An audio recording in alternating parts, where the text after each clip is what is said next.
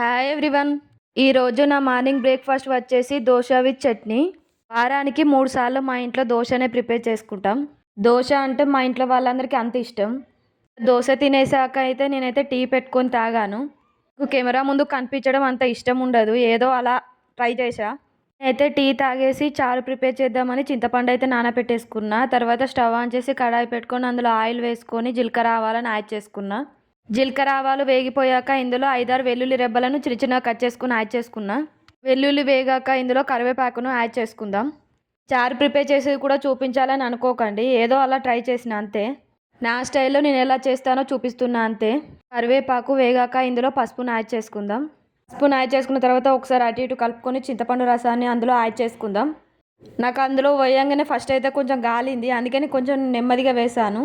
చింతపండు రసాన్ని మొత్తం యాడ్ చేసుకున్న తర్వాత లైట్గా కొంచెం వాటర్ యాడ్ చేసుకొని ఇందులో సాల్ట్ యాడ్ చేసుకుందాం. తర్వాత మిర్చి పౌడర్ యాడ్ చేసుకుందాం. తర్వాత కొంచెం ధనియాల మసాలా యాడ్ చేసుకుందాం. మనం వేసిన ఇంగ్రీడియంట్స్ అన్నీ కలిసే విధంగా ఒకసారి స్పూన్తో కలుపుకొని ఇందులో ఆనియన్స్ కట్ చేసుకుని చిన్న చిన్న కట్ చేసుకుని ఇందులో యాడ్ చేసుకోవాలి. తర్వాత కొత్తిమీరని ఇందులో పైన గార్నిష్ కోసం యాడ్ చేసుకుందాం. స్టవ్ ఆఫ్ చేసుకొని దించేసుకుంటే సరిపోతుంది. మన చారు అయితే ప్రిపేర్ అయిపోయింది. చారుని ఈ విధంగా వెరైటీగా మీరు కూడా ఇలా ట్రై చేశారా ఎప్పుడైనా? అయితే మీరు కూడా ట్రై చేసి చెప్పండి. వీడియో నచ్చితే ఒక లైక్ ఇచ్చి సబ్స్క్రైబ్ అయితే చేసుకోండి. నెక్స్ట్ వీడియోలో కలుద్దాం.